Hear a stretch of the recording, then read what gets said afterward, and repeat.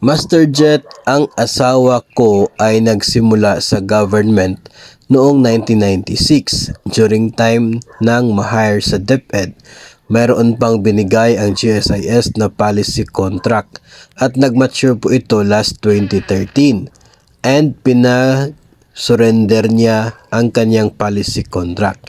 Tanong ko lang po kung ito ay papalitan pa ng GSIS or hindi na. So ito po mga master, sa case na ito, dahil na-hire si Mrs. 1996, ibig sabihin ang kanya nakuha na policy that time ay yun po tinatawag na life endowment policy. Yun po ay mayroong maturity.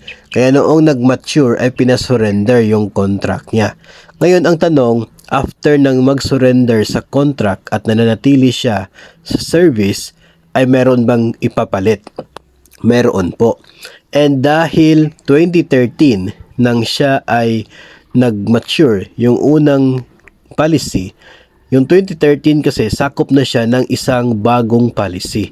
No, ito pong enhanced life policy na siya pong binibigay sa mga empleyado starting August 1, 2003. No, so ayon dito, binibigyan ng enhanced life policy, no, sa number 3. Itong mga dating mayroong life endowment policy na nag-lapse na o kaya ay nag-mature yung kanila pong life endowment policy on or after August 1, 2003. So dito ngayon pasok yung misis ng ating sender. Dahil 2013 nag-mature yung una niyang policy, so after that, kung hindi pa siya nagretiro, meron siyang bagong policy na binigay si GSIS. And this time, ito na pong enhanced life policy. Itong enhanced life policy, which is common na nangyayari ngayon, nag-i-exist dahil ito ay para sa mga na-hire from August 1, 2003.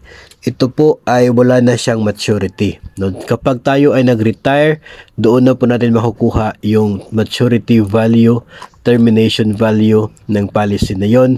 Iniipon po siya every month base po sa remittances natin sa GSIS. So wala nang certain age na kung kailan mag-mature ang policy, kundi sabay na doon sa retirement ng mga GSIS members. Tayo po na mga na-hire from August 1, 2003, enhanced life policy na po yung hinahawakan natin ngayon na policy with the GSIS. And yung policy na yon, as I said kanina, wala na siyang maturity.